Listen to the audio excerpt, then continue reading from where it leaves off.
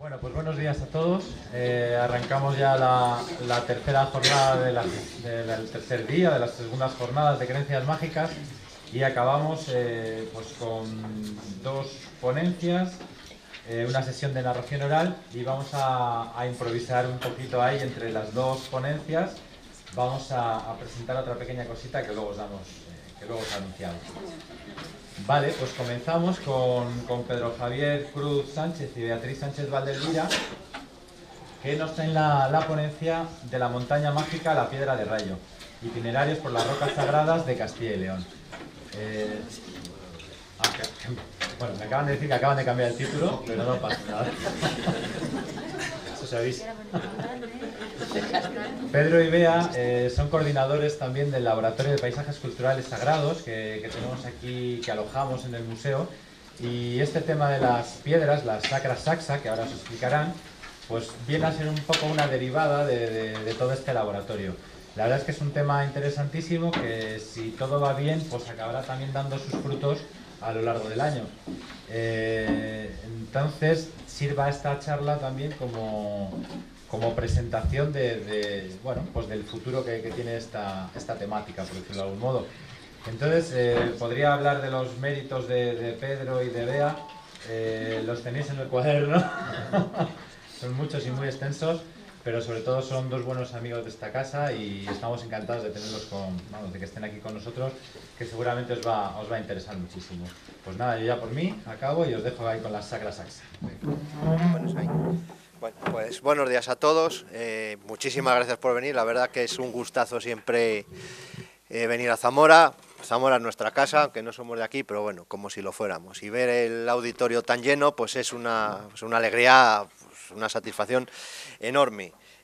Tengo que dar las gracias, evidentemente, aparte de todos ustedes, a todos vosotros, os voy a tutear, si nos importa, y en especial pues a la gente del museo, que nos acogen como si fuera nuestra propia casa.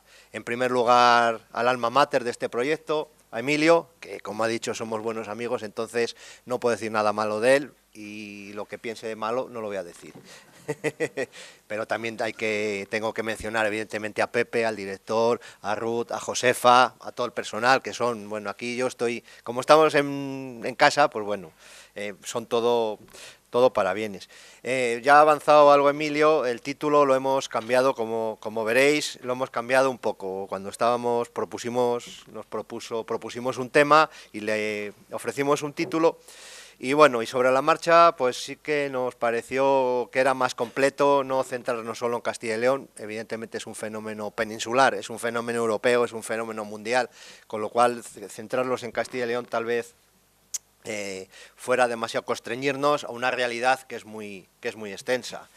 Lo hemos titulado, por ello, pues un itinerario por la Sacra Saxa. Ahora vamos a ver muchas piedras, evidentemente, y por la litolatría, las litolatrías, se puede decir, el culto a las piedras en la cultura popular. En el tiempo que tenemos, que es, bueno, la hora que tenemos, vamos a intentar no abusar del tiempo para que los compañeros de después puedan ellos desarrollar su tema con calma. Vamos a ver muchas piedras. Evidentemente hay que entender que vamos a ver una pequeña muestra. Va a ser como dicen los italianos, una prima visione. No se puede tocar toda la amplísima variedad y todo lo que hay. En Castilla y León, en Salamanca hay que decir que hay catalogadas ahora mismo 800. Entonces, evidentemente nos podemos estar aquí hasta el verano y todavía nos faltaba tiempo. Entonces vamos a hacer un itinerario, un viaje, así muy visual, porque yo creo que merece la pena ver lo que hay, la extensa variedad. Pues vamos a ver montañas, vamos a ver montes, vamos a ver piedras, vamos a ver hachas pulimentadas, que todos conocéis, etcétera, etcétera, etcétera. Para empezar, la pregunta es clara. ¿Por qué se sacralizan las piedras? Yo creo que es una pregunta fundamental. Evidentemente hay piedras por todos los lados. Vamos a ver que en Castilla y León hay provincias que casi no tienen piedras y por ello tienen muy pocas piedras sagradas. Pero bueno, ¿por qué se sacralizan las piedras? Es un hecho evidente, además, que las piedras se tienen en cuenta por diversos motivos, como fuente de aprovisionamiento, como lugares simbólicos, como lugares rituales, desde desde la prehistoria, eso también es una realidad. O sea, la piedra siempre ha llamado la atención al hombre. Vamos a ver que ha llamado la atención por unas determinadas causas, no cualquier piedra es sagrada. Eso también hay que tenerlo en cuenta. ¿Y por qué se sacralizan? Pues se sacralizan, vamos a ir viendo, pues por varias circunstancias. Hay que tener en cuenta también que las piedras, la naturaleza, en cierto modo, si se nos permite, se humaniza, se entiende humanizándola, entendiendo la naturaleza como parte nuestra. Por eso vamos a ver huellas de pisadas, vamos a ver algunas, vamos a ver piedras con formas, montes con formas de personas. No me quiero adelantar a la parte que va a explicar Beatriz. Esto es una primera precisión que hay que comentar. Las piedras, en el fondo, muchas de ellas, y sobre todo las sagradas, se las otorgan atributos, algunas, no todas, atributos humanos. Las piedras, además, las piedras se comprenden por medio de un fenómeno que el antropólogo rumano Mircea Eliade lo explicaba, lo denominaba las hierofanías. Una hierofanía simplemente es la manifestación de lo sagrado o toma de conciencia de lo sagrado a través de los objetos de nuestro cosmos. Bueno, pues a través de esta definición se puede entender por qué unas piedras se sacralizan y otras no. Aquí tenemos una frase de un autor, de un ensayista, de Roger Caillois, que decía: ciertas piedras son divinas. Yo creo que es una frase que refleja bastante bien, encuadra lo que venimos aquí a presentar. Ciertas piedras son divinas, son imágenes o habitáculos de los dioses, diosas por sí mismas. Bueno, pues en esta definición tan breve pero tan precisa encontramos un poco la génesis, el trasunto de lo que venimos a hablar. Hay que decir que el culto a las piedras pues es recurrente desde la antigüedad. Lo hemos dicho antes, lo he avanzado antes, desde la prehistoria ya están en la cosmovisión del hombre, están en su cabeza y están en su entorno. Entonces ellas, las piedras las viven, están viviendo con ellas, a través desde las manifestaciones rupestres, el no sé si mal llamado arte rupestre, en adelante. Aquí se ha hablado estos días de la génesis celta de estas manifestaciones. No vamos a ir por esa vía, ahí está, hay autores que encuentran su génesis, algunas manifestaciones inmateriales relacionadas con las piedras en el mundo celta. Bueno, nosotros lo dejamos aquí apuntado, pero no vamos a entrar en ese tema. Ya Pausanias, en el siglo II, me parece, antes de Cristo, hizo un trabajo, bueno, escribió trataba este tipo de piedras, porque le llamaba la atención en el mundo antiguo, y él distinguía varios tipos de piedras. Distinguía entre las piedras sin labrar, o las argoi lithoi, que llamaba, y las piedras labradas. Dentro de las primeras, las piedras labradas, pues evidentemente las esculturas, etcétera, etcétera. Dentro de las primeras, ya llamaba la atención este tipo de piedras, distinguía entre las baitulia, que eran los meteoritos. Los meteoritos en la antigüedad venían del cielo y bueno, no sé si exactamente sabía que venían del cielo, pero las tenían como piedras con cierta veneración. Y hablaba también mencionaba los lithoi en psicoi, o piedras con vida, piedras con alma. Bueno, pues un poco para encuadrar la génesis. Las piedras han interesado, como todos vosotros sabéis, desde los tiempos antiguos. ¿Cuándo se ha empezado a tener interés por este tipo de piedras? Ya un estudio, vamos a decir, con una orientación más científica, pues desde el siglo XVIII, XIX, a partir sobre todo de de los movimientos ilustrados en España, etcétera, sobre todo en España, pues se empezó a mostrar interés. Era cuando se empezaron a descubrir o a excavar o intervenir todos los dólmenes, los túmulos, etcétera, etcétera, y a partir de ahí empezaron a llamar la atención este tipo de piedras. Hay que mencionar en Francia, por ejemplo, un autor muy conocido, Cartaillac, que trabajó mucho sobre este tema, sobre dólmenes y este tipo de piedras, pues este tipo de menires que le llamaba la atención, y bueno, ellos interpretaron a su manera. En Portugal ha habido también una corriente muy interesante de investigadores desde el siglo XIX, final de Leite Vasconcelos, etcétera, etcétera, etcétera, en adelante. En España se han entrado a estudiar más tardíamente. El padre Morán, que trabajó por aquí, por tierras zamoranas, pero también por León, Salamanca, incluso Extremadura, pues ya se hacía eco de este tipo de piedras. Él era arqueólogo, era un agustino, si no me equivoco, sí. Se dedicaba a destrozar dólmenes.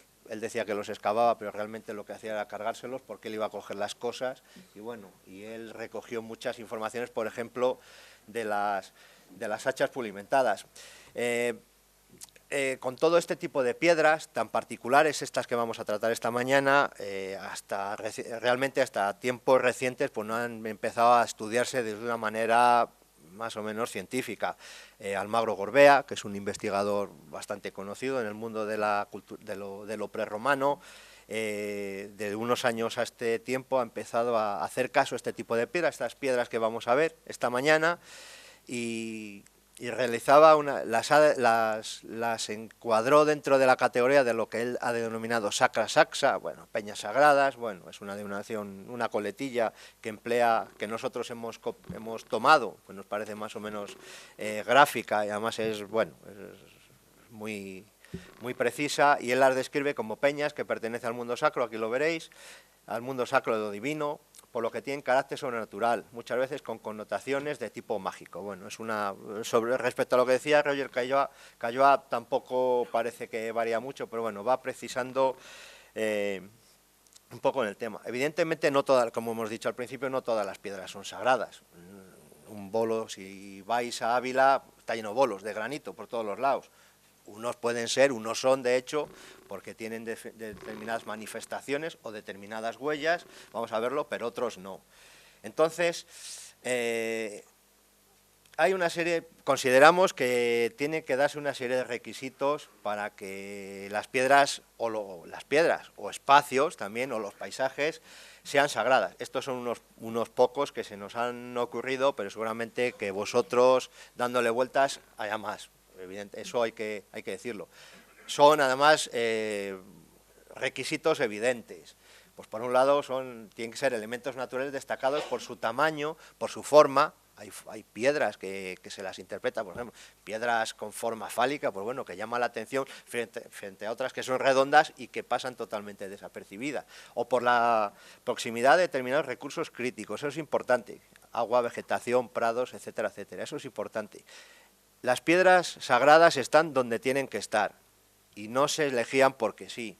Evidente, esto pasa en el mundo de la religiosidad popular. Por ejemplo, las ermitas se erigen en sitios críticos.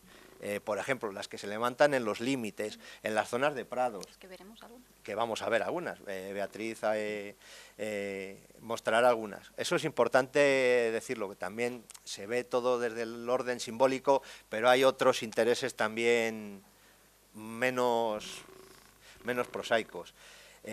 Tienen que tener presencia de marcas naturales que se reinterpretan. Por ejemplo, estas piedras que dicen que está la huella de Santiago. Bueno, o sea, son reinterpretaciones populares de unas marcas que pueden ser naturales o estar trabajadas. Tiene que existir, evidentemente, una leyenda o relato legendario que les otorgue un sentido simbólico, sagrado. Evidentemente, van acompañadas de una leyenda. Muchas de ellas, no todas, pero buena parte de ellas sí.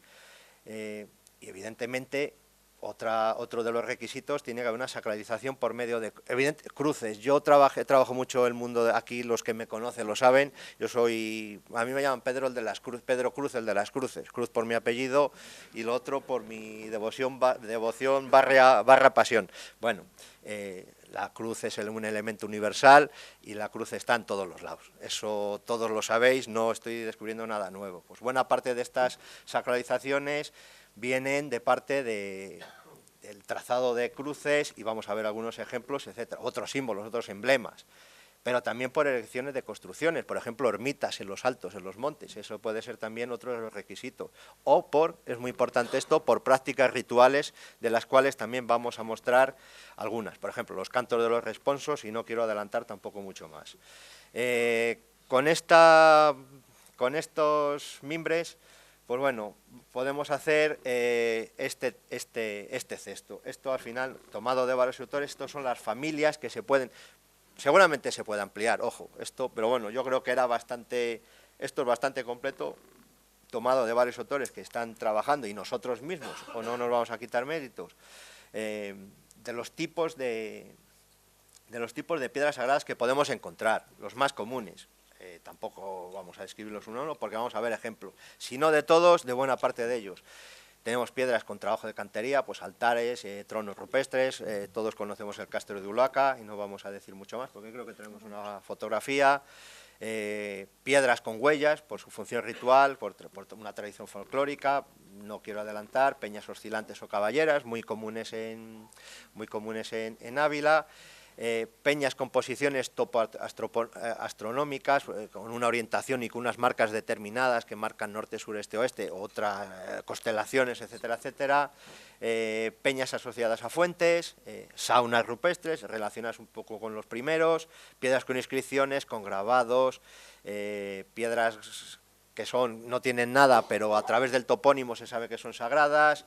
Los amilladoiros, que supongo que conoceréis y que no son la cruz de ferro. Eso es un amilladoiro característico. Se sitúan, son montones de piedras. En los caminos de peregrinación, los peregrinos tiraban ahí una piedra. Bueno, eso es un amilladoiro. O acumulaciones de rocas con sentido ritual, que es lo mismo. Menires, túmulos prehistóricos, que luego a través de ciertas tradiciones se sacralizan y se popularizan, por decirlo de alguna manera, cuevas eremitorios, etcétera. Desde el punto de vista de la funcionalidad, pues las principales son estas tres: función adivinatoria, propiciatoria o sanatoria, y vamos a ver ejemplos en Portugal, lo que se llaman los conocidos penedos dos casamentos, los penedos dos cornudos, piedras de los responsos, de las ánimas, de los deseos, piedras de lluvia, las rochas de Avalar, etcétera, etcétera. Bueno, vamos a ir viendo ejemplos que yo creo que es mejor que verlo aquí en este listado. También vamos a hacer un viaje de lo más grande, de lo mayor a lo menor, descendente, por decirlo de alguna manera, y vamos a hablar de amuletos, de piedras más pequeñas, de lo que se denominaba en el mundo antiguo las ceraunia. Las ceraunia realmente son las hachas pulimentadas, pero bueno, hacemos extensivo esta denominación de ceraunia a toda esa gran familia de amuletos, de piedras prácticamente de llevar, de protección individual, como son las piedras de rayo, piedras con propiedades pluviomágicas, que vamos a ver un par de ejemplos, piedras sanadoras, que tenemos también un par de ejemplos, y otras piedras mágicas. Faltan aquí, podéis decir, es que faltan los cuarzos, es que faltan. Sí, evidentemente faltan, pero bueno, yo creo que con un salpicadito de todo un poco, yo creo que nos podemos ir contentos para casa. Y después de esta un poco larga presentación, el itinerario va a constar de 4 partes,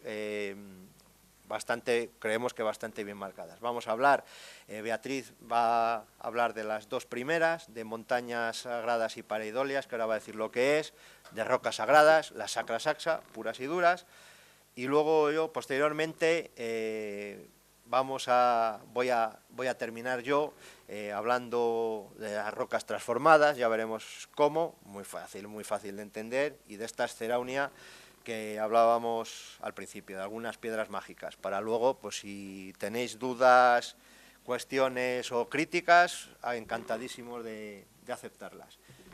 Y te dejo... Bien, pues, ¿se oye?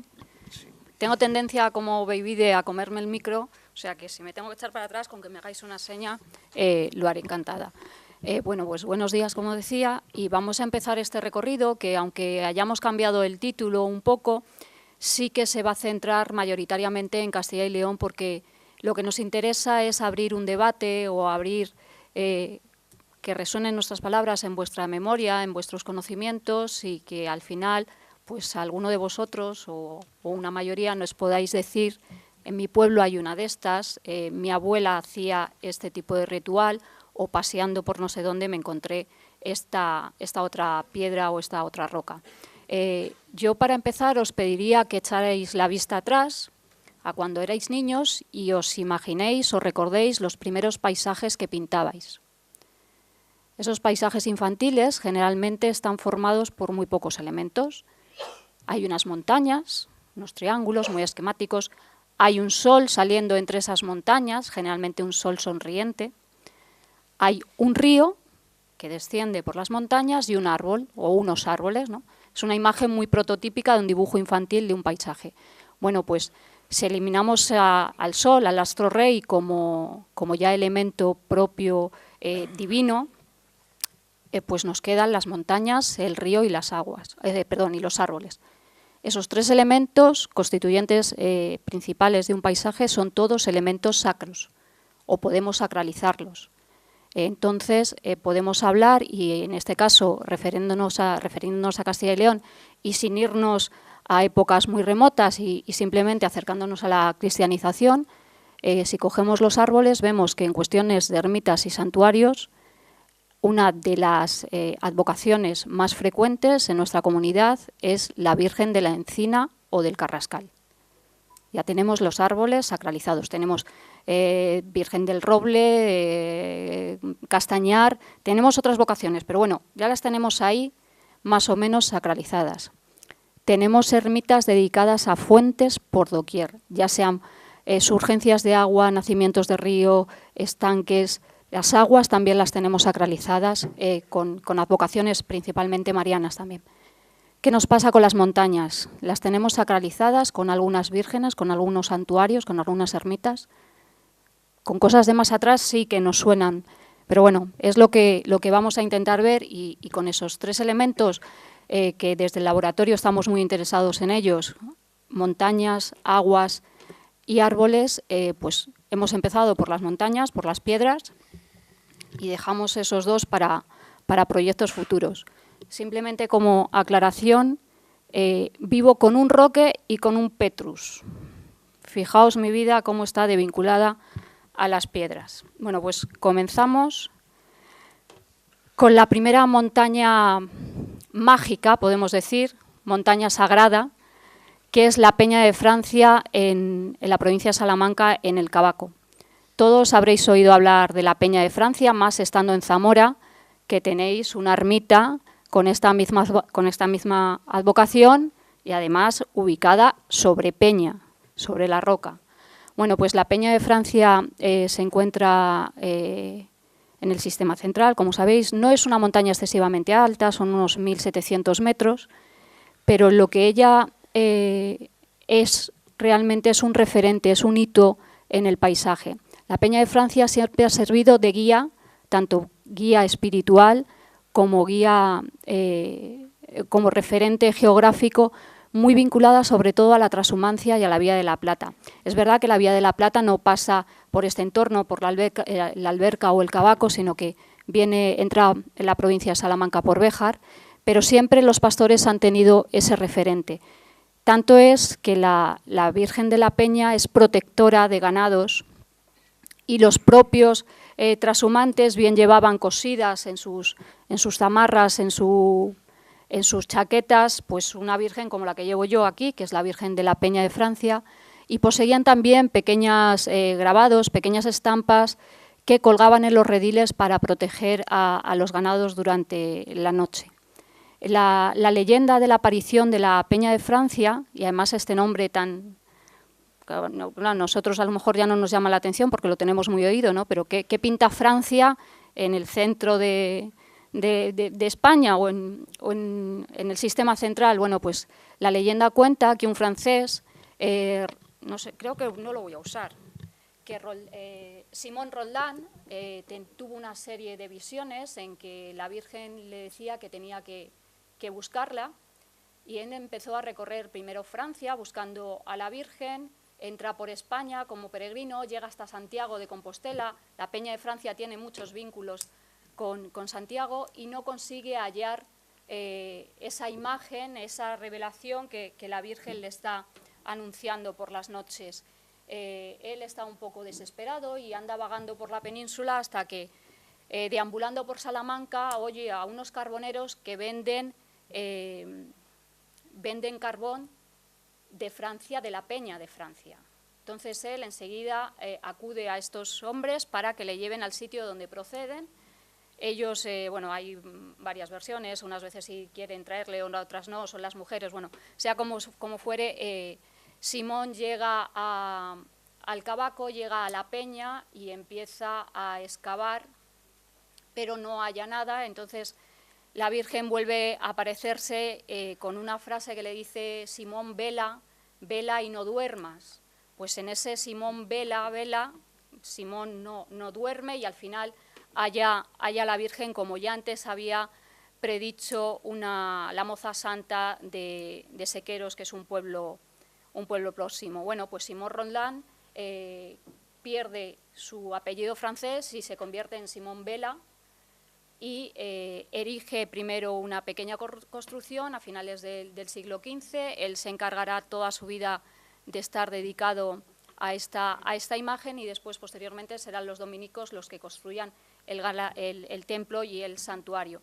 La Peña de Francia es la protectora de no solo este entorno de la zona de la Sierra de Francia o la Alberca, como veis aquí, el referente visual entre la Alberca y la Peña, sino que además es patrona de toda la provincia de Salamanca, con una especial devoción en la comarca, como ya hemos dicho, la Alberca, Sierra de Francia, y sobre todo en Ciudad Rodrigo, y especial devoción, y más en estos tiempos modernos, porque si ven cómo está coronado la montaña, hay una enorme antena de repetición para móviles. O sea, si perdemos la antena, también la Peña dejará de ser ese hito, ese referente visual y ahora mismo tecnológico para los habitantes de la zona. Había una palabreja por ahí, las pareidolias, referidas a las montañas o a las piedras. Bueno, pues las pareidolias no son más que esa proyección que tenemos los humanos a identificar las cosas, otorgándoles cualidades humanas. Es decir, cuando vemos un enchufe con dos puntitos y una línea abajo, pues muchas veces interpretamos como una cara. Esos juegos que muchas veces aparecen en redes sociales, pues aquí lo que nos encontramos es una mujer muerta, la mujer muerta vista desde Segovia, en la Sierra de Guadarrama. Sobre la mujer muerta, aparte de este fenómeno psicológico, pues se cuentan muchas leyendas vinculadas sobre todo a la tradición clásica, la fundación de la ciudad de Segovia por Hércules, que fue el que talló o esculpió la montaña dándole esta forma. Los mitos fundacionales vinculados a Hércules van a ser también recurrentes en las ciudades romanas, obviamente, pero luego van a seguir también vinculados a piedras y a esas posibilidades del semidios, ¿no? Tenemos el Moncayo en Soria. Esta fotografía está tomada desde el lado soriano, pero también es verdad que el Moncayo tiene en la comarca, en la zona aragonesa, una gran predicación. Vamos a ver, el Moncayo como montaña sagrada nos vuelve a remitir a Hércules, al hábitat del ladrón Caco o al monte Cano, o sea, por eso de las nieves perpetuas. Ya vemos que lo del cambio climático va más rápido de lo que pensábamos, y las nieves, esa foto está tomada hace un mes, y de nieve pues nada de nada.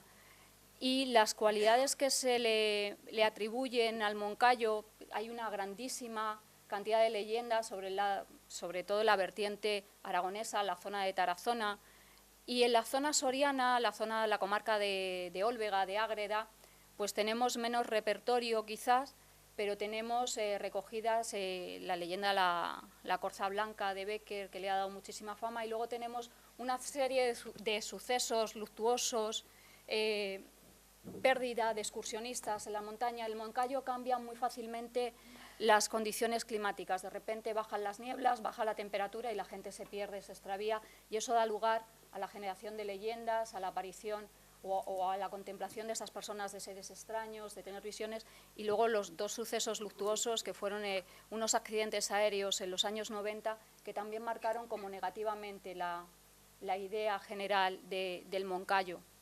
Con estas tres montañas, tanto en Soria, Segovia y Salamanca, estamos hablando de montañas que son además límite, son zonas de frontera. En el caso de Salamanca pasamos de Salamanca a las Urdes, porque las Urdes ya no son Salamanca, los Jurdanos no está aquí, sí estás, sí estás, está Israel, ya los Jurdanos no sois como los del otro lado, ¿verdad? No tenemos nada que ver, aunque los rebollanos sean exactamente como los Jurdanos, igual de pobres, igual de todo, pero bueno, ya es distinto, ¿no? Tenemos esa zona de límite, esas zonas de crisis, de cambio que hay que proteger de alguna manera. En el caso de Segovia, aunque el límite es más moderno, tenemos la divisoria con la Comunidad de Madrid, más quisieran la Comunidad de Madrid tener los espléndidos montes de Balsaín que caen del lado segoviano, y en el caso del Moncayo, como ya les decía, pues tenemos Soria por un lado y Aragón por otro. Un monte también muy especial, y que este ya no es fronterizo, sino que está dentro de la provincia de León, es el Monte Teleno, sede o hábitat del dios Astur Teutates, y que nos deja bastantes cosas. Tenemos como monte de tradición romana, tenemos el Mons Tilenus, tenemos ese pequeño esboto, creo que he encontrado en Astorga, con una dedicatoria al dios, y luego tenemos una serie de petroglifos encontrados en las zonas bajas de la montaña, que también hablan de ese poblamiento antiguo, de esas tradiciones prerromanas o incluso prehistóricas, en las que, bueno, históricos son, de grabados en la roca, que también le otorgan propiedades mágicas. Vamos descendiendo de las montañas o entrando en otro tipo de profundidades, y de esto creo que no les voy a hablar, porque ya lo dijeron ayer tanto Jesús Callejo como Tomás Hijo. Las cuevas, la Sierra de las Quilamas, una sierra con estas formaciones rocosas en las que muchos quieren ver garras animales o estructuras de escamas grandes de cuerpos de dragón, con la cueva de la Mora, y la foto de al lado con la cueva de Salamanca, en la propia capital, y esas actividades nigromantes que en ella se realizaban. Es curioso, la cueva de Salamanca está ocupada o estuvo ocupada por un templo románico, o sea que tenemos una superposición, cueva, estructura religiosa y después prácticas nigromantes, todo en el mismo entorno. Bueno, sobre la cueva de la Mora tienen en el libro que ayer se presentó, del Mundo Encantado, tienen recogida la versión de Jesús Callejo, que les animo a todos a leer. Las cuevas de las moras, los nombres legendarios, Pico del Moro Almanzor, los animales totémicos, Pico del Lobo, del Oso, los nombres Peña Santa, este tipo de advocaciones o de denominaciones, mejor dicho, van a ser muy frecuentes. Pero las moras, muchísimas, vamos a encontrar muchísimas cuevas de mora, muchísimos altos de la mora. Son unos personajes que bien merecerían casi una jornada monográfica. También habló Israel un poco de ellas, pues es un tema que nos va a dar mucho juego. Pues eso, hablando de toponimia, pues Peñas Santas encontramos tanto en Palencia como en León, Monsagro, en la provincia de Salamanca, Monsanto, también muy conocido en Portugal. En Monsagro también, vinculado a las piedras, destacan los fósiles. Es una zona donde se encuentran muchos fósiles, sobre todo pistas de rectación de animales, y están colocados muchas veces en las paredes primero como un elemento decorativo, pero sí que subyace sobre eso el elemento de protección que en origen tenían, se recogían en las proximidades del pueblo y se guardaban en las casas como elemento de protección. Tenemos montes, montañas santas, pero ¿y qué pasa si, lo que decía antes Pedro, no tenemos una terminología, no tenemos una toponimia, no tenemos un elemento muy destacado? Pues el hombre también los puede poner. Directamente el hombre sacraliza los altos, las montañas, porque son zonas de conflicto. Los caminos siempre son peligrosos, haya tormenta o no la haya. O sea, siempre va a pasar algo. Los humilladeros en las poblaciones se ponen en las entradas o salidas, porque ahí salimos del mundo conocido, del mundo urbanizado de alguna manera, o urbano, mejor dicho, al campo, ¿no? El campo siempre puede ser peligroso. Pues, ¿qué tenemos? Tenemos algunos ejemplos de ermitas construidas en alto, aquí en Prime de Urz, dedicadas a San Esteban, y luego tenemos los siguientes ejemplos, están todos dedicados al santo protector de los caminantes y de los caminos, que es San Cristóbal. Todas ellas son ermitas en alto, en la provincia de Ávila la primera y la última. La última en concreto se erigió en el 2014, o sea que el proceso de creación, de sacralización de zonas en conflicto sigue vigente. O sea, no creemos realmente que haya sido un fervor religioso al santo, sino que, bueno, que los altos hay que protegerlos de esta manera.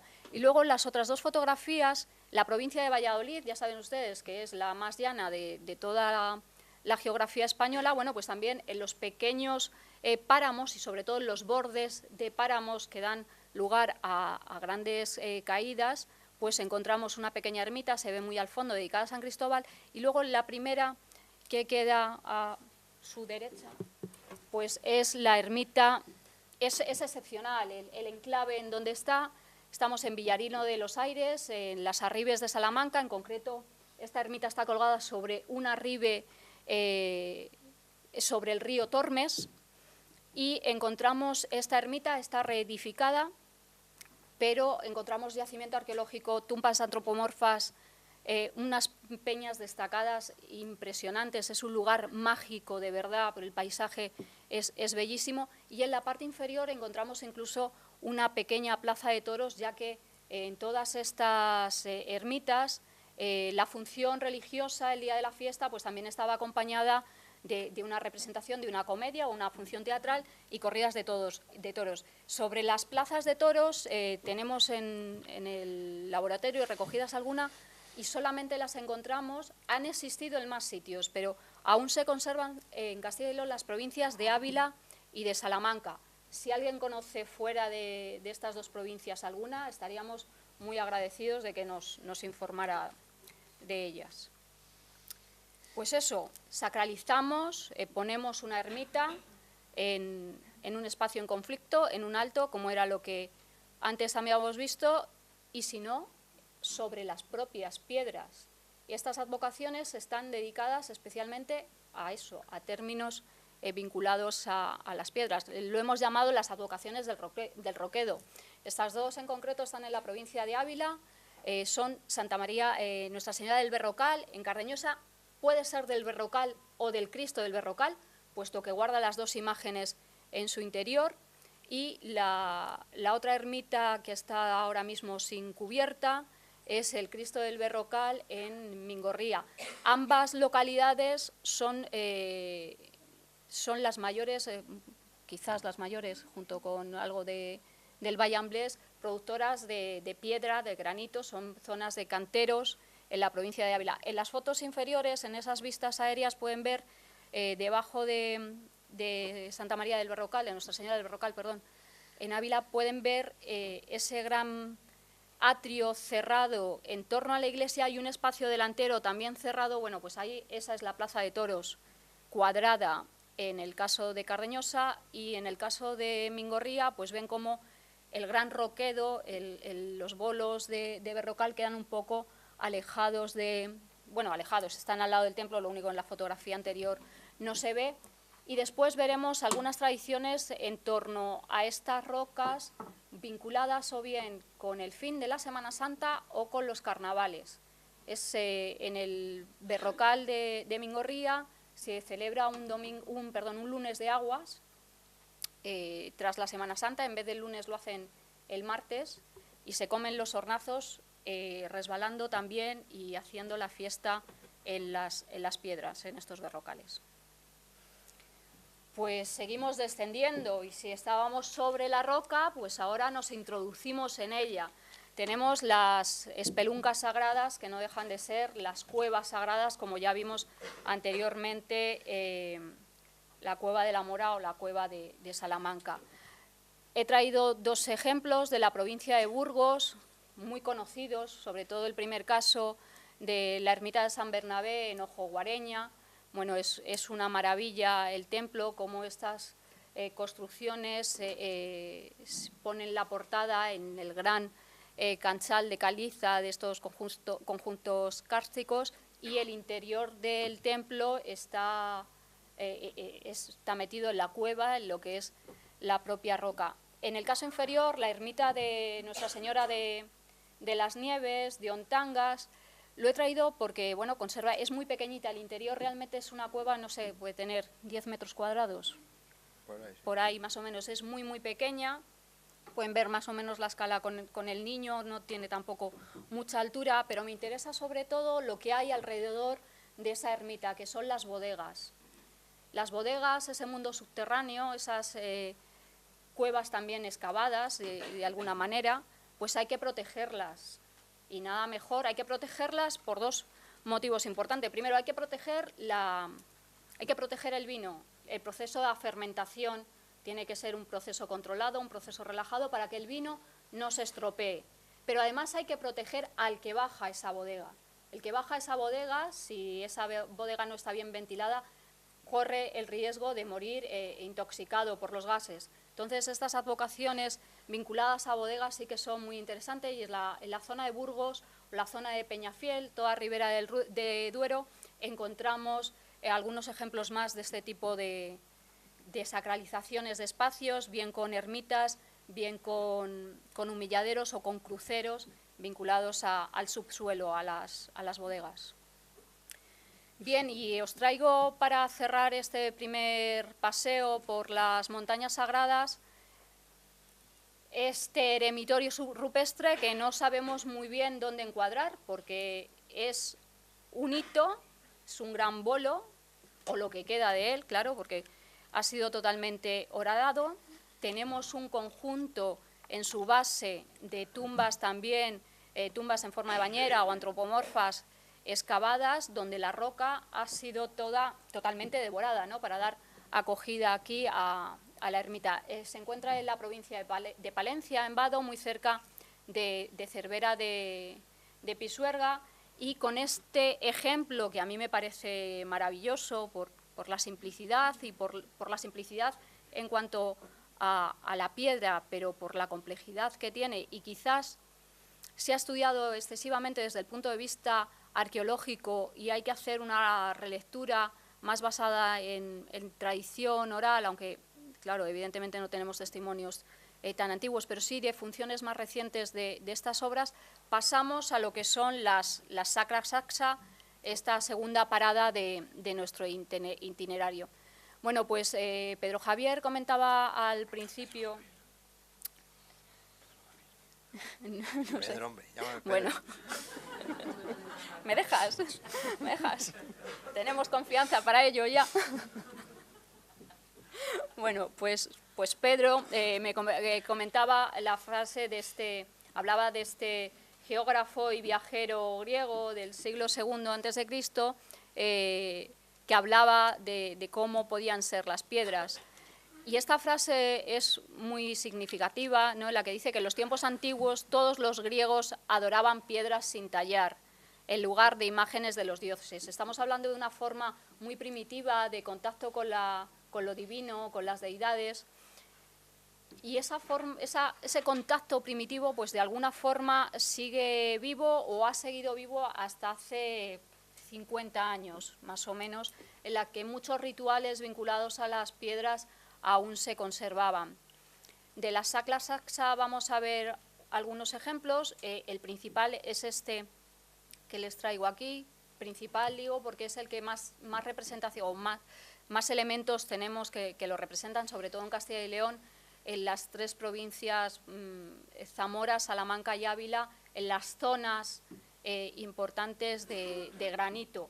Antes de eso, de entrar en esto, y por qué les adelantaba estas tres zonas, pues nos vemos obligados a mostrar esta cosa horrorosa, que es un mapa, horrorosa o no, no sé, que es un mapa de las rocas y los minerales industriales en Castilla y León. Algo que suena así tan frío, pues nos ayuda a entender cómo en esos colores rosáceos o morados es donde mayor número de rocas, principalmente graníticas, vamos a encontrar. Las zonas del norte, con los verdes, algún morado más claro, vamos a encontrar las rocas calizas. Son rocas a fin de cuenta, pero bueno, tienen otra estructura, son más proclives o generan, mejor dicho, cuevas, oquedades y no grandes formaciones individuales.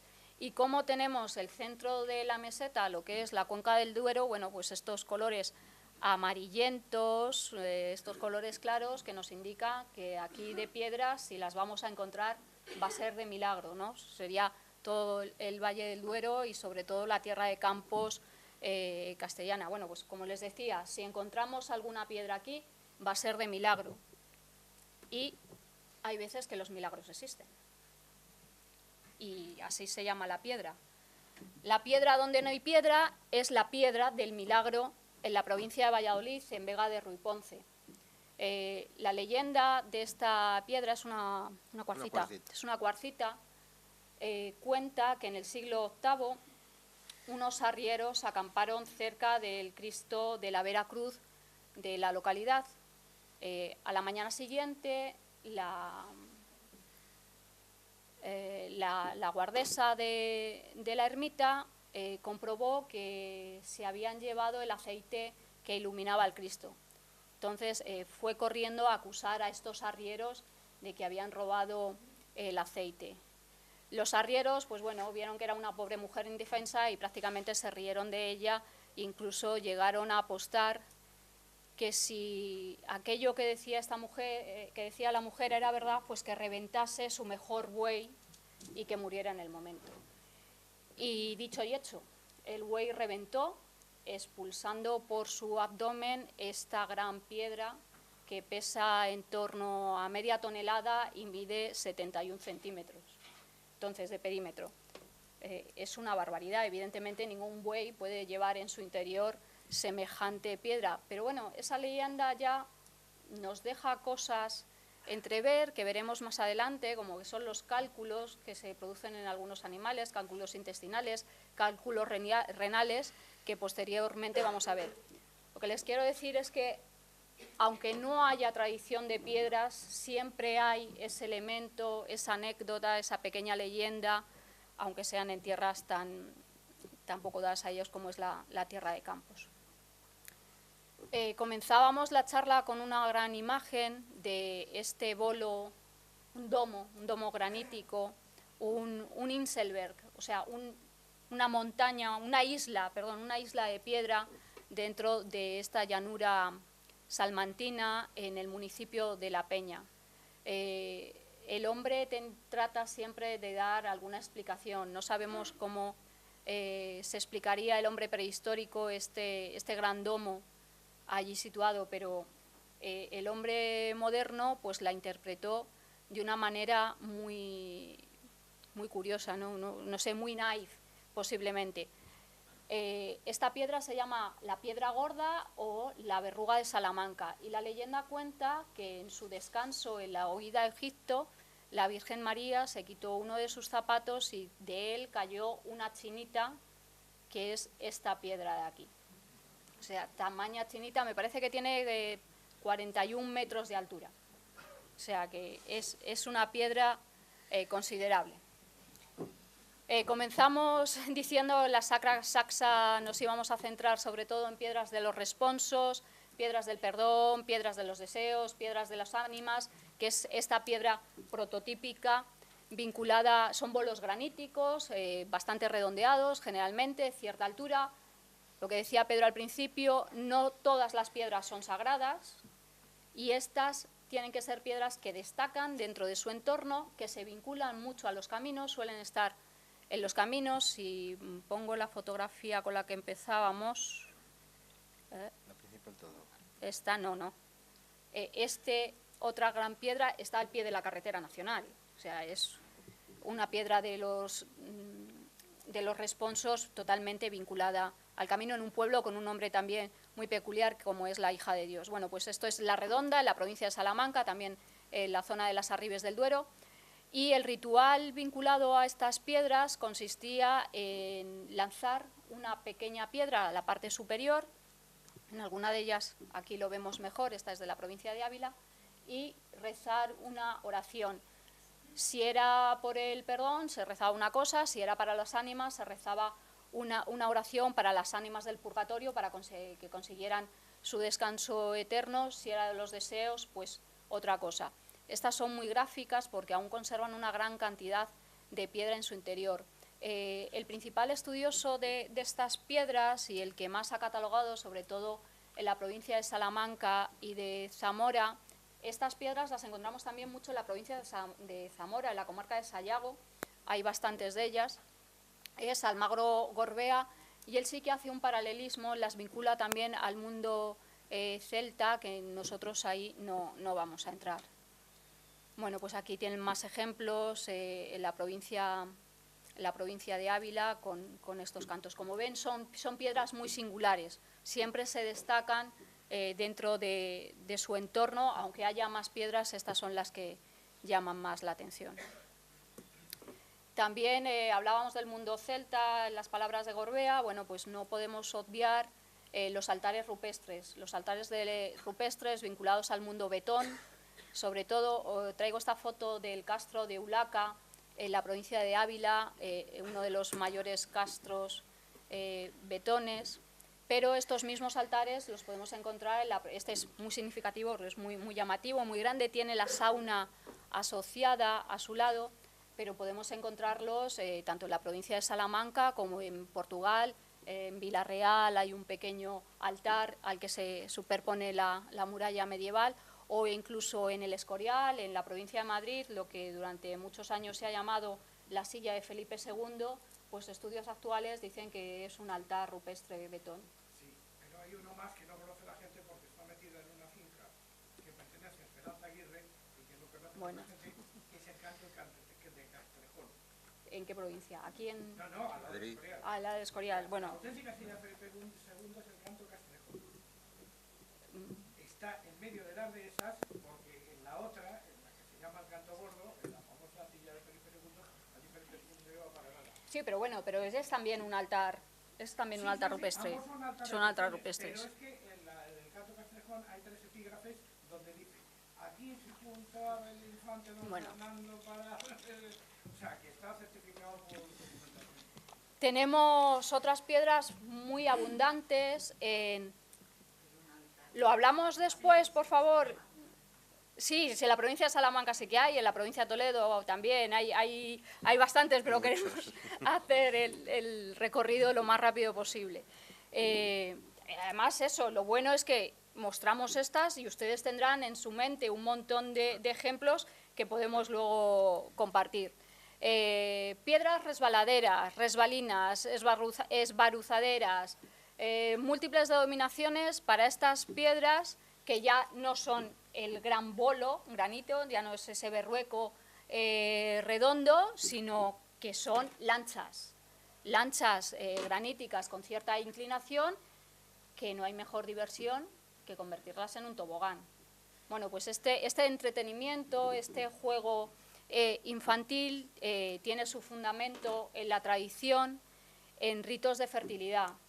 Las mujeres, cuando querían quedar encinta y no podían, realizaban determinadas prácticas resbalando por estas piedras. En la comarca salmantina de Vitigudino hay muchísima tradición. De estas en Sayago encontramos también muchísimas, en Zamora. Pues existe la tradición, que también retomamos con lo que antes se hacía en el Cristo del Berrocal, que son estas meriendas campestres, comunitarias, y en este caso en la zona de Vitigudino se realizaban antes de carnaval. El carnaval no es el carnaval, no era el carnaval actual, el carnaval era transgredir, era liberarse de muchas cosas, y el hecho de pasar los genitales, o propiamente el culo, por una piedra era un acto de transgresión antes de los días de carnaval y después de la Cuaresma. Nos marchamos de Castilla y León, cruzamos para Portugal, para nuestro amado Portugal, que siempre lo tenemos ahí, menos mal que nos queda Portugal. Bueno, pues tenemos en Lapa. Lapa es un santuario mariano en Sernancelli. Muchísimas personas, tanto de Salamanca como de Zamora, acuden a este enclave en el que la piedra es todo. Lapa no es más que lancha, lapa. En castellano también usamos el término. Todo el Lapa es la piedra. La cabecera, como ven, del santuario se cimenta sobre el granito, y en el interior todo un gran bolo es el que da la esencia al santuario. La imagen de Nuestra Señora de Lapa está como en una pequeña oquedad dentro de la misma roca, y lo que en Lapa se practica son rituales circulares en torno a esta gran piedra, por pasillos muy estrechos, como ven en la imagen, donde lo que hay que pasar por la piedra es el abdomen, propiciando así algún tipo de curación y de sanación. Hay que hacerlo un número determinado de veces, con una repetición, con una serie de oraciones. Y también en Lapa encontramos lo que ayer comentaba Jesús Callejo, que son los cocodrilos, los lagartos. Desgraciadamente en Lapa hubo un incendio y ahora lo que conservan es un monstruo, porque realmente es algo bastante feo, de papel maché. Allí también, debajo de la roca, metido en una vitrina que han creado ahora, pero bueno, en origen sí que era uno de los lagartos. Medina de Río Seco tiene otro, Sonsoles en Ávila tiene otro. Es un tema también frecuente y que también nos habla de ese mundo subterráneo. Muchas veces el cocodrilo, el caimán, se confunde con el lagarto, que sale entre las piedras, igual que las serpientes que reptan y que suben al mundo, esa comunicación entre el mundo de los vivos y de los muertos. Las piedras de Avalar. En Castilla y León tenemos menos ejemplos de este tipo de losas oscilantes, ¿no? Pero hemos traído el ejemplo gallego de Musía, por todos conocidos. Desgraciadamente la piedra de Avalar ya no se mueve, han sido múltiples las reparaciones que ha tenido a lo largo de los años. Creo que fue el último temporal del 14, o por ahí, la desplazó de su sitio. Ven que le falta un fragmento de ella y ya no tiene ese movimiento ondulatorio, pero bueno, la tradición sigue ahí, fomentar ritos de fertilidad, todo este tipo de cosas que hemos visto anteriormente. Más ritos de fertilidad en una población francesa del departamento, en Bretaña, el departamento de Finisterre. También, curiosamente, veníamos de Galicia y íbamos a Francia. Estas rocas donde las mujeres se sentaban, siempre son las mujeres las que tenemos los problemas de fertilidad. Hoy sabemos que no, que vamos al 50% en una cosa y otra, pero bueno, eran las mujeres las que hacían estos ritos propiciatorios de sentarse en este tipo de piedras, que más o menos es lo mismo que las resbaladeras, pero bueno, en las resbaladeras había un desplazamiento. Y entramos ya voy yo acabando para dejarle, no sé si mucho, poco, un poquito a Pedro, con lo que son las pisadas, las huellas mágicas o las huellas sagradas sobre la piedra. Son muy frecuentes este tipo de huellas, vincularlas o bien a los santos, a la burra que llevaba la Virgen en la huida a Egipto, al caballo de Santiago. Bueno, son además unos topos que recorren todo este panorama. En este caso traemos esta de la provincia de Ávila, porque también se conserva un pliego de cordel que recoge la historia de esta huella del diablo. También Israel el primer día nos comentaba que había una marca en la cruz en Cuenca también de esa huella del diablo. Bueno, pues es un topos un tema que se va repitiendo. Más huellas, pues tenemos lo que ya hemos comentado, la huida de Egipto, de la burra de la Virgen, en Pereña de la Ribera, en Salamanca. Están marcadas, no limpiamos una de las huellas, la dejamos ahí tapada por la arena, pero bueno, se ven por los círculos esas 4 marcas que dejó la burra. En Pereña encontramos las 2 versiones, ¿no? Esta quizás un poco más culta, que la vincula a este pasaje de los apócrifos en el que la Virgen tiene que parar a descansar, y en el pueblo también lo vinculan al ascenso que tuvo que hacer la burra de la Virgen para llegar al ver. La que suena muy mal. Sí, la bueno, burra de la Virgen. la burra sobre la que iba la Virgen para llegar a ascender por el teso del Berrocal para llegar a la ermita de la Virgen del Castillo, que también está sobre una arribe.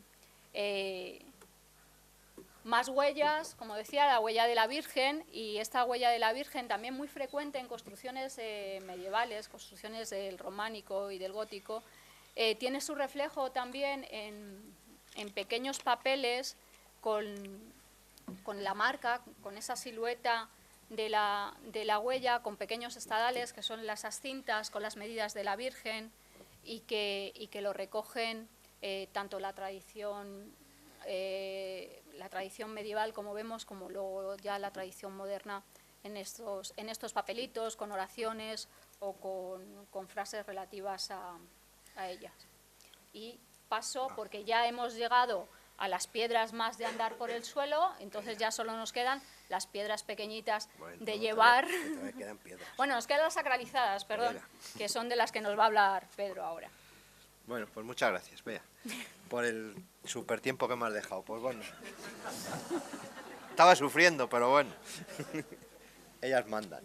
Bueno, voy a ver si puedo ajustar. ¿Cuánto tengo, Emilio? Bueno, que todavía quedan compañeros. Bueno, pues bajamos de nivel, que no de tamaño, luego ya sí, y vamos a tratar un paso más en este tipo de piedras, pues tratando en primer lugar lo que hemos llamado la sacra metamorfosis de la roca. Ha quedado un poco así relamido, pero bueno, me parecía que era más o menos una idea de lo que en esta parte que queremos reflejar. Hemos visto piedras que tienen marcas, hemos visto piedras con formas determinadas, con unas huellas, etcétera, etcétera. Pero como decía al principio, la forma más sencilla de sacralizar aparte de la tradición, del componente legendario, es pues por medio de marcas del mundo del orbe cristiano, de la cruz.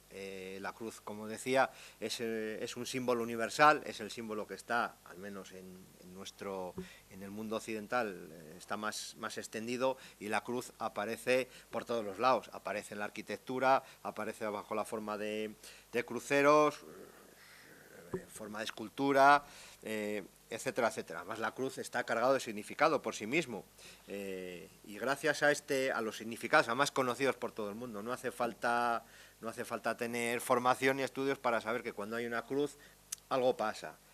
Entonces, aquí vamos a tratar otra familia que otros estudiosos del mundo de las piedras pues dejan un poco de lado, pero que nos parecía interesante, pues para que veamos también, para aportar nuestro grano de arena, y para que veamos que es más complejo el mundo de lo que podía ser quedarnos solo en estas piedras curiosas. Y aquí hay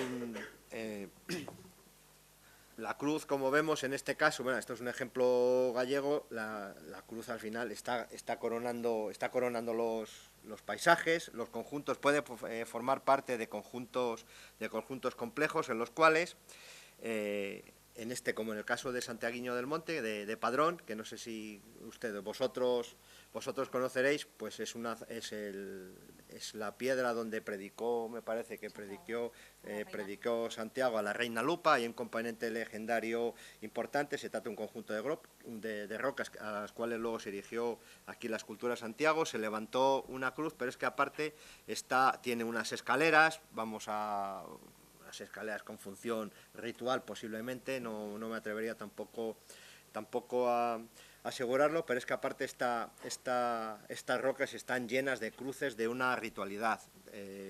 Traemos esta diapositiva, aparte de, bueno, por lo estética que puede ser, pues para ver que en este tipo de rocas entran a formar, de estas rocas sacralizadas a través de símbolos, pues entran a formar parte muchos elementos muy complejos, no solo es trazar una cruz y nada más. Esta tradición, como vemos aquí en este grabado del siglo XIX, de un dolmen de Karnak, me parece, sí, lo pone aquí debajo. Bueno, esta tradición, como digo, es antigua. Es el mecanismo más tradicional, por decirlo de una manera, de sacralizar lugares paganos. Esto es un megalito, un túmulo, un menhir, no se sabe muy bien, porque no veo muy bien lo que es un dolmen, como se dice en Francia, en esta zona de Karnak, y lo que se hace es levantar una cruz. Responde esta práctica, que es muy conocida, es muy habitual, como vamos a ver algunos ejemplos.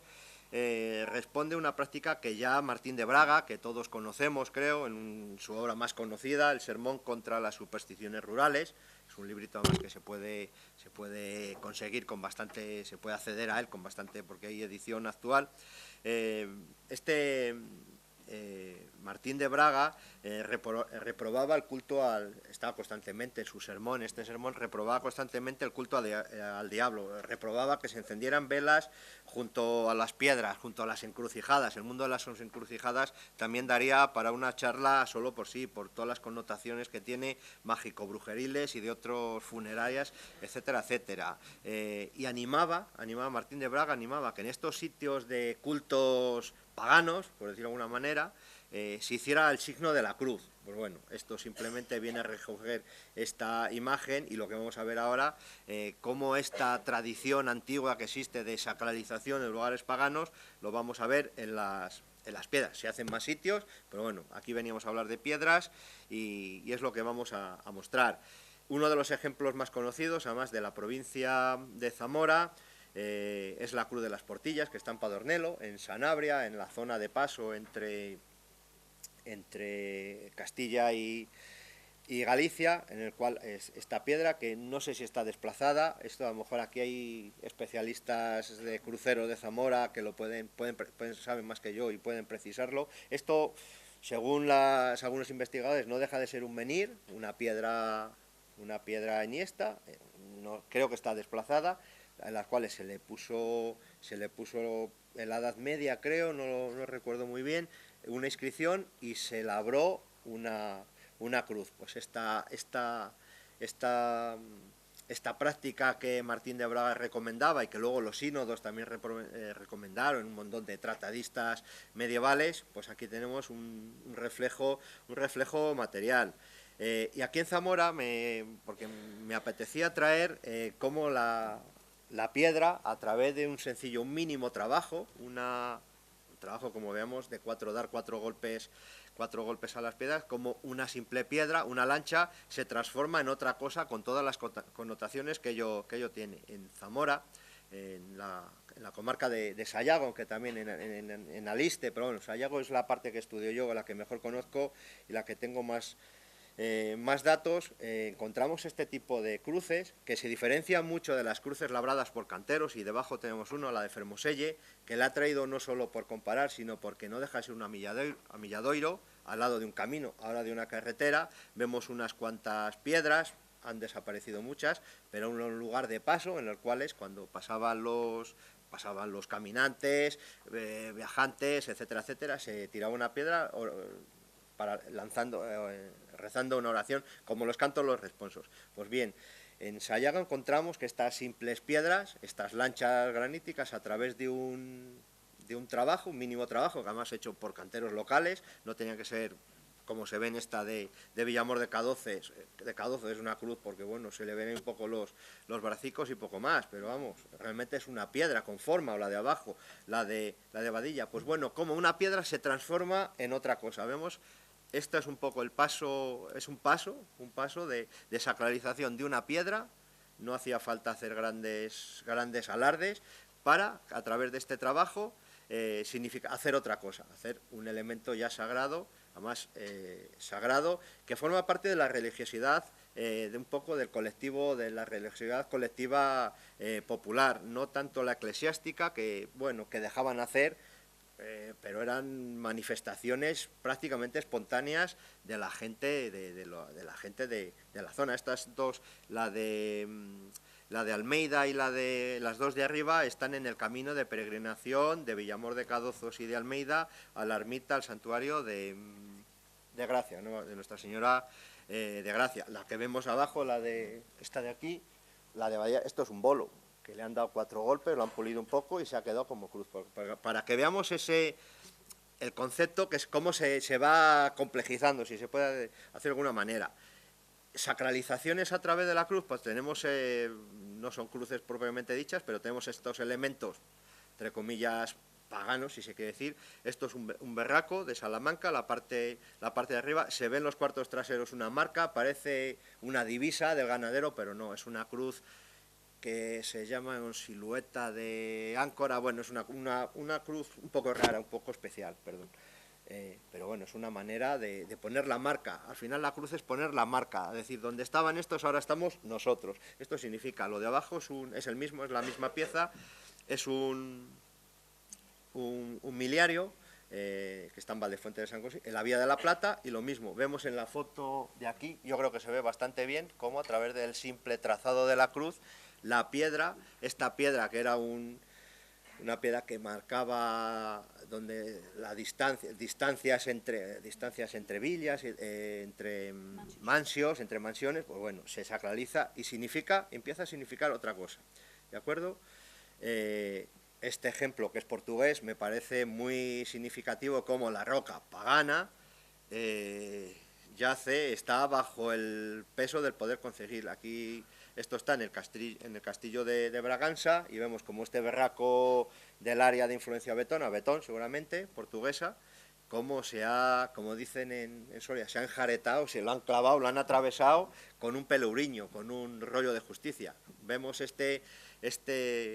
esto lo hemos traído un poco como para que vean un ejemplo del simbolismo que tienen estos elementos y cómo se van justaponiendo, o cómo unos conculcan, por decirlo de alguna manera, a otros. Nos pareció un ejemplo bastante gráfico de cómo está ahí, de hecho, pero bueno, está de una manera, está como quiere que el poder concejil esté, y todo el significado simbólico que ello tiene.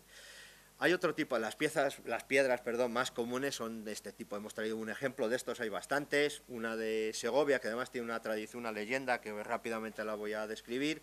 Estas dos de abajo, también al lado de caminos, como están rocas, bolos curiosos, sacralizados, siempre con la cruz arriba. La de arriba, que es el botón de balisa, que está en Segovia, conlleva una tradición, es el mismo tipo que los de abajo, que el de Ávila capital. Aquí la leyenda comenta que había una bruja en Balisa que por las noches se dedicaba a la gente que tenía viñedos, pues a estropearles, a hacerle gamberradas, pues a cortarle las vides, etcétera, etcétera. Entonces, ¿qué hicieron la gente de Balisa? Pusieron esta piedra en la boca, en la vivienda de la bruja, en la cueva donde se resguardaba de día ella, le pusieron esta piedra y encima pusieron una cruz. Esto es un poco la interpretación popular que tiene esta piedra, pero curiosamente, para complejizar, si se puede decir de alguna manera, la leyenda, pues bueno, curiosamente encima de la piedra salió una viña. Ahí arriba, esta es una foto de Hauser y Méndez, es una postal antigua y no se ve bien, pero arriba, al lado de la cruz, eso es una parra. Nació una parra, bueno, un poco para hacer la leyenda, para interpretar más atractiva.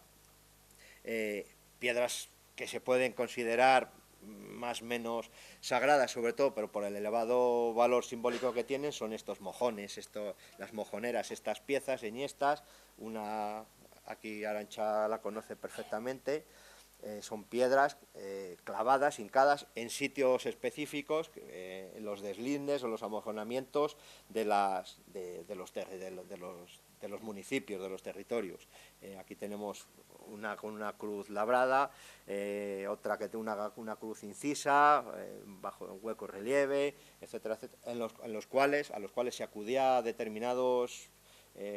cada X años se acudía en procesión cívica y se realizaban una serie de rituales. Aquí tenemos una foto en pequeñito, conocido por todos, el tributo de las tres vacas en Roncal, donde se juntan los ganaderos de la parte Roncal, de la parte francesa, y hacen ahí una serie de rituales. Una fórmula que se llama Pex en Avant. Bueno, tampoco ahora vamos a hablar no vamos a hablar del tema. Pero bueno, lo traemos también un poco para que se vea el valor simbólico del límite y cómo los límites también se sacralizan, se protegen de alguna manera con cruces, en este sentido con estas cruces tan sencillas. Esto es una foto de Jesús Caballero, que está investigando las rocas, las piedras sagradas de Ávila, que está haciendo un inventario. Nos consta que está haciendo un inventario importante porque está encontrando muchas. Las piedras, este tipo de piedras, pues no dejan de ser en el fondo unos palimpsestos pétreos en los cuales constantemente, a través de ciertos fenómenos de transgeneracionalidad, pues se dedican a grabar cruces por funciones muy, muy concretas. Realmente pueden ser de deslindes, pero pueden ser rituales. A día de hoy, pues no se sabe muy bien por qué están ahí, pero bueno, otra roca que nos ha parecido pues muy gráfica de todo esto que venimos, cómo la roca se transforma en otra cosa. Y ya para acabar, porque estoy ya como bastante apurado, vamos a terminar la parte más pequeña, la parte de lo más grande a lo menor. Vamos a hablar de las ceraunias, que se llamaban. Las hachas son hachas pulimentadas. Las piedras con propiedades mágicas. Si hasta ahora hemos visto rocas, piedras que tienen que ver con una religiosidad colectiva, propia de lo colectivo, vamos ahora a descender a un ámbito más de lo privado, de lo particular, porque son más individuales este tipo de piedras. Son lo que pues esto, pausanias, las denominadas como los lithoi en psicoi, las piedras animadas, piedras con alma, ¿de acuerdo? En primer lugar, las más conocidas, las ceraunias más conocidas, este tipo de piedras son las hachas pulimentadas, que todo el mundo conoce. Esto es un grabado de un libro de Antigüedades Prehistóricas de Andalucía, pues el primer, posiblemente, manual de arqueología que se publica en España, de Manuel de Góngora y Martínez. Sobre las piedras del rayo daría también realmente para una charla, porque ahí se ha vertido muchísima literatura, hay mucho escrito, no solo de las prácticas, sino de la historia, evidentemente desde el punto arqueológico, ahí no nos vamos a meter, no creo que sea, hoy no es el día de hablar de ello. Hay que mencionar que ya este tipo de piezas interesaban. En el siglo XVIII hubo un autor, en 1723, Bernardo de José, escribió un librito, un tratado muy pequeñito, pero muy condensado, muy denso y muy recomendable, que se titulaba Del origen y de los usos de la piedra del rayo, y hablaba de las posibles procedentes. Hizo en pocas páginas, hizo un estudio densísimo sobre el origen de dónde podían venir este tipo de piezas que se citaban. Pues bueno, son las piezas, las hachas pulimentadas las llevaba Zeus colgadas, por ejemplo. O sea, que hay una tradición greco-romana muy importante y que se ha perpetuado prácticamente a nuestro día. Yo creo que todos conocemos el valor de estas piezas como, aparte de objetos prehistóricos, de herramientas prehistóricos, como objetos, vamos a llamar, de culto, elementos. Son como amuletos, una especie de amuletos protectores. Hay otro autor, Juan Antonio García Castro, pues que también tiene un artículo muy recomendable, como habla de toda la historiografía de este tipo de piezas que se vinculan, como sabréis, pues se vinculan con el fuego y sobre todo con el rayo. Tienen que ver esa relación de fuego y rayo. Eran los talismanes que, como he dicho hace nada, eran los talismanes que los dioses llevaban colgados para protegerse de los rayos, como amuletos protectores. Este tipo de piezas que vamos a ver, de piedras, o bien protegen de las brujas o bien protegen de los rayos. Están siempre relacionados con esos dos. Los ejemplos que hemos traído, en la mayor parte de los casos, se protegen tanto de brujas o tanto de los rayos y centellas, como vamos a ver ahora. Sobre prácticas, por decir así rápidamente, algunas interesantes, bueno, aparte de la que todos sabemos de los pastores que lo llevan en el zurrón cuando van con los ganados, pues para evitar que le caigan los rayos, pues había prácticas realmente curiosas. Aparte de los dioses griegos la llevaran colgados, por ejemplo, este tipo de piezas, cuando había tormenta, se colgaban con el filo boca arriba, se clavaban para evitar, pues, para que cayeran los rayos en el hacha y no afectaran pues, a las personas, a los ganados. Era curioso también cómo en la zona salmantina tenemos documentadas una práctica que era esconder hachas en los umbrales de las puertas, también para evitar, cuando se han demolido, es curioso que cuando se demuelen, se tiran casas antiguas, se derriban, aparecen estas hachas. Bueno, aquí esto, y están en las zonas de umbral. El padre Morán, por ejemplo, citaba una práctica que no sé si es leonesa o salmantina, no me acuerdo muy bien, una práctica que la describe, que consistía en coger un hacha de estas, prehistórica, rodearla de un hilo y meterla, que corte, tengo que cortar. Ya, me queda, es que... Bueno, se acabó.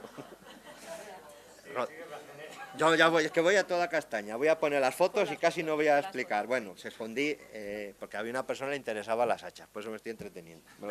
Me lo dijo ayer.